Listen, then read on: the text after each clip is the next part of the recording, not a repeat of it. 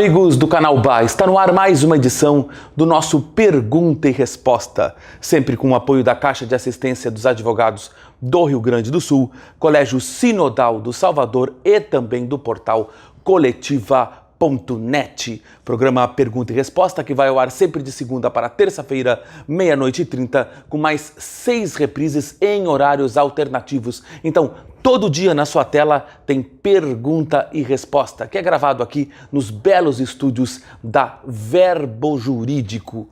E é com muita alegria que hoje, neste primeiro bloco, a nossa entrevistada é muito amiga nossa, minha e do Kleber Moreira, do nosso comentarista Kleber Moreira, que é a nossa secretária estadual do Trabalho e Assistência Social, Regina Becker Fortunati, ex-primeira-dama do município, esposa do nosso amigo prefeito, ex-prefeito José Fortunati, e uma grande defensora aí da causa dos direitos animais, há mais de 40 anos lutando por esta bandeira com muita dedicação. Deputada Regina, vou lhe chamar de deputada, né? Sempre deputada. Muito obrigado por atender o nosso convite aqui nos estúdios da Verbo Jurídico. Eu que agradeço, uma alegria, um prazer estar contigo. Mas, deputada Regina, é muito importante a gente salientar um pouco, né, da sua trajetória, da sua história, né? Eu gostaria que, inicialmente, a senhora relembrasse um pouco dessa sua trajetória marcante aí na defesa dos animais. Cada vez mais a sociedade está se conscientizando sobre a importância dos pets, dos animais, que são entes familiares, esta que é a verdade. Sim, hoje até a gente se depara com situações um tanto curiosas, né? O mundo se volta para essa questão de defesa da fauna. Infelizmente, nós tratamos ainda com uma questão muito importante e que nos causa uma certa indignação, que é o especismo, né? O porquê o ser humano ele ainda ama determinadas espécies, se veste com outras e come outras, não é? Na verdade, a gente deveria ter esta visão maior, né? Como sendo um processo em que nós estamos inseridos de um meio ambiente que deveria ser todo ele respeitado. Não somente os pets, mas todas as espécies merecem a nossa consideração e o nosso respeito. Então, as famílias elas estão hoje menores, isso é um fenômeno mundial, aqui em qualquer lugar do planeta. O número de filhos ele diminui e os jovens casais eles optam muitas vezes para, ao invés de terem filhos, o elo de ligação e o ponto de afeto passa a ser um animal, né? Um gato, um cão, às vezes outras espécies. E paralelo a isso tem a questão da terceira idade. Quantos idosos, principalmente aqui no centro de Porto Alegre, que nós presenciamos que a razão do acordar pela manhã, de sair de casa, o compromisso de viver está direcionado a um cachorro.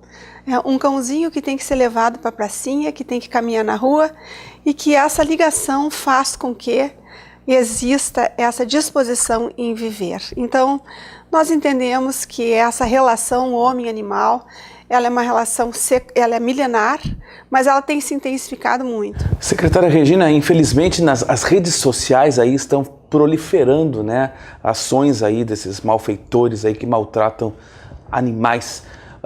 O telespectador de 19 municípios aí que está nos acompanhando agora pelo estado afora aqui no canal BA, viu um vídeo deste porte, o que ele deve fazer? Se ele tem conhecimento, né, nós orientamos sempre isso, se tem conhecimento de um maltrato e se principalmente testemunhou esse maus tratos aos animais, a primeira providência é procurar uma delegacia, né, delegacia de polícia, a Brigada Militar aqui no Rio Grande do Sul, que também tem condições de fazer essa lavratura dessa ocorrência, o Ministério Público, mas sempre estar munido de uma testemunha, né, de uma prova, porque graças a Deus, hoje nós temos em várias delegacias do estado do Rio Grande do Sul, e principalmente o Ministério Público, que tem sido um grande aliado da causa animal aqui no nosso estado, essa disposição em fazer com que isso se torne realmente um inquérito, né, que seja levado às instâncias superiores, né, às varas de crimes, para que a gente possa dar seguimento, fazer com que esse processo dê curso e pelo menos a gente, infelizmente, sabendo que lá no final ainda não temos as sanções que nós gostaríamos que tivéssemos, mas que isso vai causar um constrangimento e a opinião pública vai ficar sabendo quem é esse infrator, quem é esse malfeitor, quem é esse ser cruel que convive no meio de nós, muitas vezes mascarado, né, com um outro tipo de perfil, quando a essência ela se mostra nessa prática, que é, às vezes, né, o cotidiano. Deputada Regina, suas prioridades na Secretaria do Trabalho e Assistência Social. Bom, me deparei com uma secretaria enorme, uma secretaria em que, para mim, não é um trabalho desconhecido, porque quando o meu marido Fortunati foi prefeito aqui em Porto Alegre, esse contato com as comunidades em situação de vulnerabilidade social faziam parte do meu dia a dia. Nós só conseguimos atender quase 200 mil animais aqui em Porto Alegre quando o Fortunati foi prefeito, porque nós atuávamos diretamente nas comunidades, né, nas vilas populares. Então, eu sei bem como é que é essa realidade. E me deparo com uma secretaria que tem em torno de 6 mil processos para serem dados baixa. É um número elevado. Desafio. Desafio tremendo, né? E eu, da forma como sou metódica, organizada, eu não posso concordar que uma secretaria ela tenha esse passivo dessa forma. E corríamos um risco muito grande, que se nós não fizéssemos uma força-tarefa interna, nós não poderíamos possibilitar que os municípios continuassem a receber recursos federais dos projetos da assistência social. Tem muitos projetos que são beneficiados com recursos federais, porém os municípios não tinham feito a devida prestação de contas. Então nós formamos uma força-tarefa dentro da secretaria e dividimos os processos todos. Então, estamos dando baixa até o final do mês de março em 2.232 processos. Por quê? Porque se esses municípios não fizerem a prestação de contas devida, eles entram no cadinho no dia 1º de abril. Então, é inviável. Bom, aí me deparo com uma outra situação. A semana passada, tomei conhecimento que municípios que estavam incluídos no programa da Lei da Solidariedade, do nosso antigo e querido deputado e senador Zambiase, também não tinham feito prestação de contas 220 processos. Então, nós estamos nessa força-tarefa de equacionar esse problema, atendendo às exigências do governador, né, através de um decreto que ele estabeleceu, diminuição de custos materiais, né, de fazermos uma avaliação dos recursos internos das secretarias, diminuir em 25% as despesas que nós temos, tanto humanas quanto materiais, para podermos fazer uma prestação de contas para a sociedade gaúcha nos 101 dias de governo dele, né, apresentarmos esses dados. Então, depois disso, então, que eu tiver a casa arrumada, nós estaremos aptos para fazer todo um trabalho de assistência social, atendendo a áreas específicas, né, que nós temos já muitas coisas delineadas, alguns projetos que serão estratégicos no Estado, apresentados para o governo do Estado, em nome do governador Eduardo Leite, e dando a possibilidade de também apresentarmos à população gaúcha, dentro da assistência social, um serviço específico para os animais dessas famílias que se encontram em situação de vulnerabilidade social. Isso é novidade no governo do Estado, né? É uma novidade e agradeço muito, né? Foi uma condição que eu apresentei para o governador Eduardo Leite. Ele me convidou e eu estava muito resistente porque eu estava com um outro planejamento para a minha vida, né? A minha ideia era ir para os Estados Unidos e passar lá um tempo, porque o meu filho é diretor do Banco Mundial. Então, Bernardo entende ainda, que esse meu conhecimento, esse meu trabalho, isso tem que ser ampliado e que eu tenho que atuar em alguma organização internacional. É a posição dele. Então, eu estava direcionada para ir para os Estados Unidos, passar um tempo lá, e o governador, então, me convidou para trabalhar com ele. Ele disse: olha, governador, a minha história, a minha militância, ela não permite que eu me afaste da minha causa. Eu não posso. Eu estou numa fase da minha vida onde eu não tenho tempo para perder. Eu não vou ficar mais nova. Eu tenho que poder fazer com que o que eu sei, o que eu vivi, isso possa se transformar em mais ações em benefício dos animais. Eu tive uma família muito querida, eu fui muito amada, eu tenho um marido que eu gosto e que eu amo ele, eu tenho um filho, então eu acho que eu fui muito abençoada na minha vida. E nesses últimos anos eu entendi, principalmente nesses últimos 12 anos da minha vida, eu entendi que era um momento de dar a minha contribuição para o universo. E a contribuição é essa, né? É dioturnamente trabalhando para a causa animal e ajudando. Então, como é que eu ia me separar dessa minha causa num projeto de governo em que não incluísse os animais, né? Então, eu propus para ele, eu aceito, desde que a gente tenha a possibilidade de, dentro do seu governo, nós desenvolvermos um eixo que seja muito singelo no início, né, para criar algumas políticas públicas no estado do Rio Grande do Sul. Nós temos que criar. E o que significa a criação dessas políticas públicas? E, infelizmente, no governo Sartori, eu não consegui, mesmo tendo sido aprovado em plenário da Assembleia Legislativa, incluir dentro do orçamento, né, do plano orçamentário do estado do Rio Grande do Sul, uma rubrica que são 2 programas, um relacionado à questão de políticas públicas para os animais, de R$50 mil, e um outro de programas de sustentabilidade ambiental, mais R$50 mil, para criar uma rubrica nesse orçamento que a gente pudesse ir ano a ano implementando e desenvolvendo então programas com os municípios. Não consegui fazer isso, né? Foi uma ilegalidade, na verdade, o que aconteceu, que desconsideraram um projeto que tinha sido aprovado em plenário. Então agora nós temos que criar dentro do orçamento do Estado, sim, uma rubrica específica para políticas públicas que possibilite, né, programas do governo federal terem um aporte financeiro para que a gente possa repassar, de criar programas em municípios muito populosos, né, em zonas que apresentam a maior área e dados, né, de violência humana, porque talvez as pessoas não saibam disso, mas a violência humana ela está estritamente ligada com a questão da violência animal. Então, isso para nós é um dado muito importante e me mantenho nesta batalha dioturna. Muito obrigado, secretária Regina, pela sua participação aqui no Pergunta e Resposta. Muito obrigada também pelo espaço, sempre à disposição. Nós retornaremos logo após o intervalo comercial.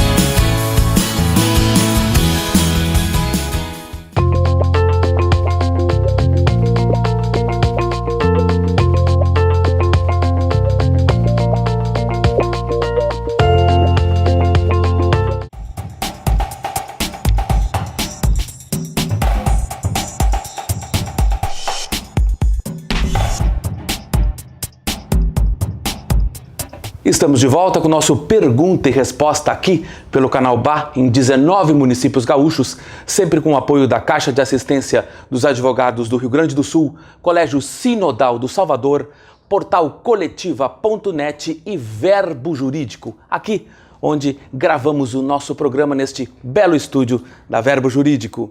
E o nosso entrevistado deste segundo bloco é o Dr. Conrado Paulino, ele que é advogado e especializado em Direito da Família e Sucessão e preside o Instituto Brasileiro de Direito de Família e também é professor aqui na Verbo Jurídico. Professor Conrado, muito obrigado pela gentileza de atender ao nosso convite da produção e estar conosco aqui nos estúdios. Eu agradeço, Renato, também a disponibilidade e poder dividir aqui com teus telespectadores. Pois o tema que nós vamos abordar, telespectador, é muito interessante. Diz respeito à prática das constelações familiares no âmbito da justiça. É um tema aí que vem cada vez mais sendo propagado, principalmente pelas redes sociais. Professor Conrado, inicialmente, um rápido comentário seu sobre o que significa a constelação familiar. Bom, Renato, a prática da constelação, ela vem um pouco da psicologia, um pouco da física quântica, é um conteúdo bastante interdisciplinar, que a tradução acabou sendo para o português como constelação, mas é uma prática sistêmica onde, a partir dessas metodologias, o profissional ele vai trabalhar o sistema da pessoa, vai construir ali uma situação revelando verdades que são ocultas.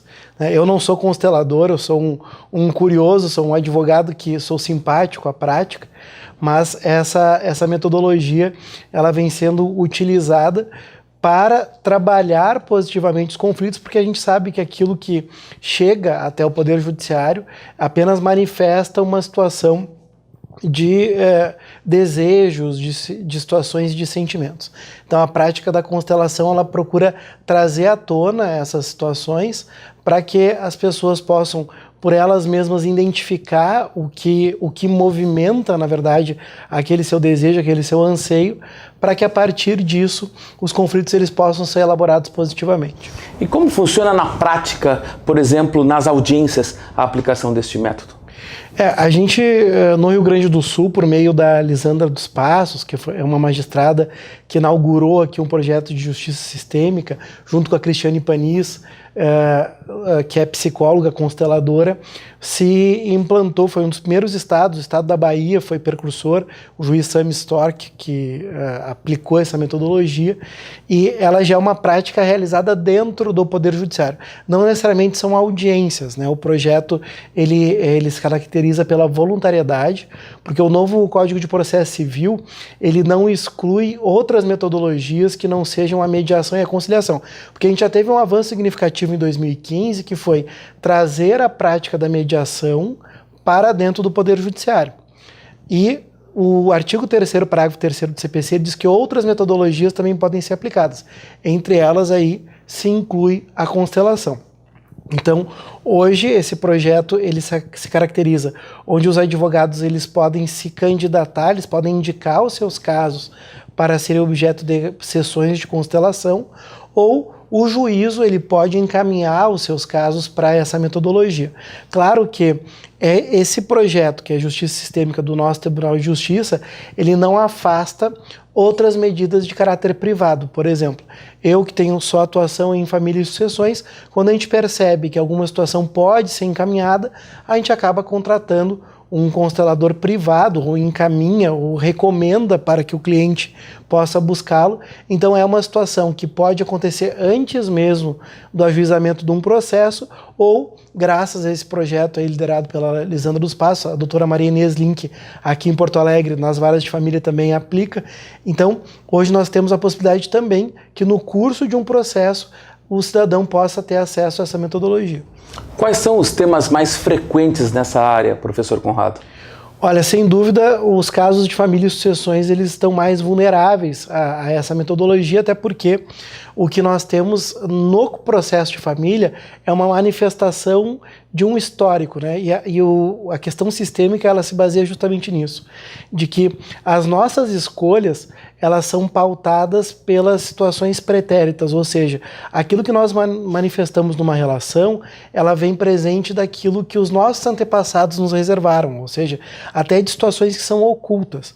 Então é muitas vezes uma situação da linhagem antecedente da pessoa, de 2 ou 3 gerações, que a pessoa acaba expressando o seu desejo.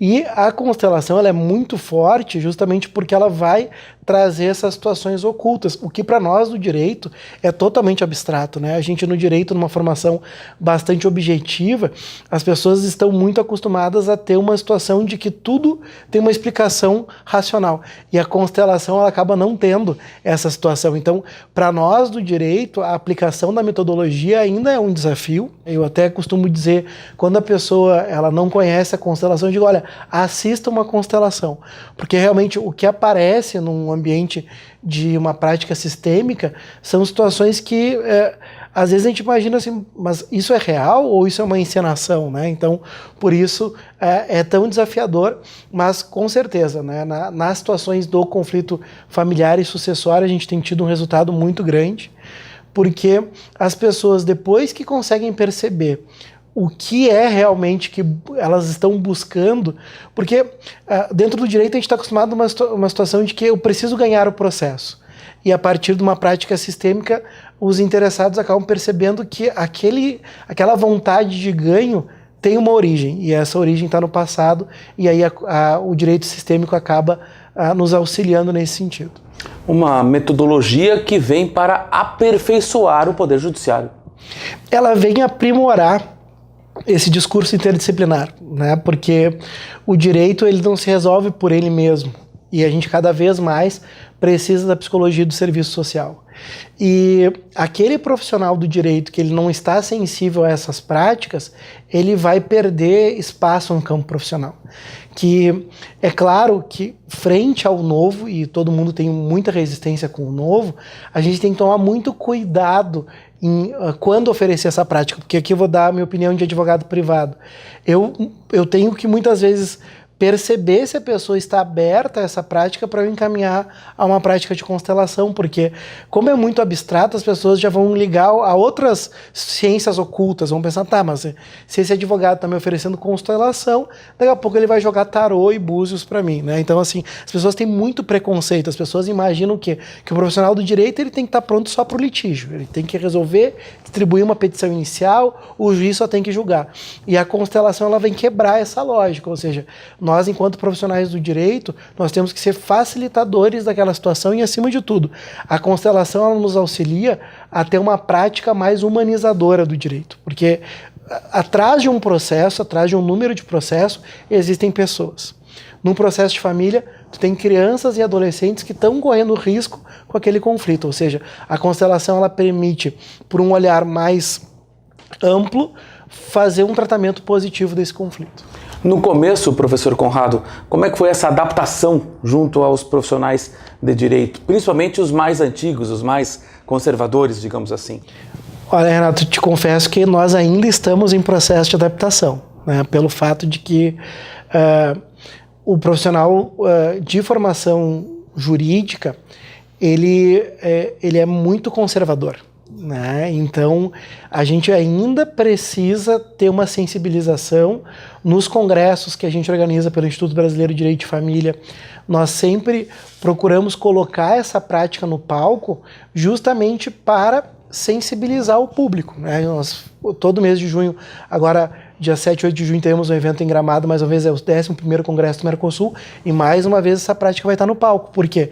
Para tentar disseminar a prática. Agora, sempre quando a gente recebe as avaliações, sempre lá de 950 participantes, sempre tem uns 2 ou 3 que vão dizer que absurdo, isso aí me parece que é espiritismo, isso não é jurídico, né? Então, o profissional do direito é muito resistente. Então, eu vejo que a geração que vai suceder a atual, ela vai estar mais preparada para essas novas metodologias, vai estar mais preparada para um saber interdisciplinar. Então é uma situação de que a prática da constelação ela já é uma realidade no judiciário brasileiro. Em todas as regiões do país existem iniciativas dessa natureza, mas o fato é que a resistência ainda é grande. Os resultados já colhidos estão dentro da expectativa, professor?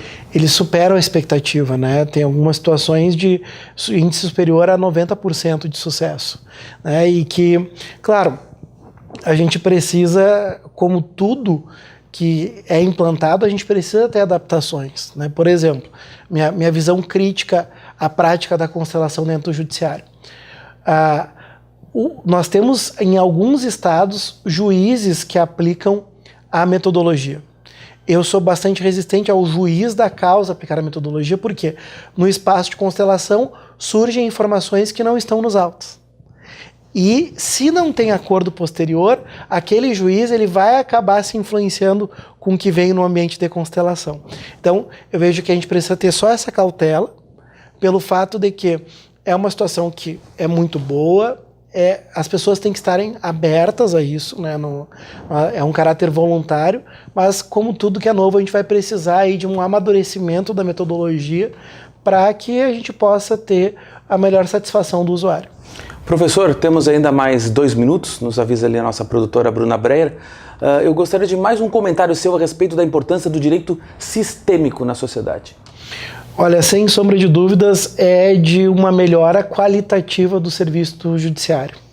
Porque, afinal de contas, sejamos nós, advogados privados, como eu, na área de família, ou um juiz ou um promotor, o que todo mundo quer é que as pessoas que buscam o judiciário, elas possam ter uma satisfação da demanda. A sentença, ela por si só não traz resultado. A sentença, ela só incentiva que aquele que perdeu busque uma outra instância e assim sucessivamente. Quando acabar aquele processo, vai ter outro. Então eu vejo que o direito sistêmico, ele vem contribuir para uma situação de uma justiça mais humanizadora e que possa, de verdade, resolver os conflitos da sociedade. Então eu vejo que a grande contribuição é isso, de que todo mundo que busca o judiciário quer ter o acolhimento. E essa prática, ela possibilita isso. 1 minuto para o seu recado final, professor Conrado.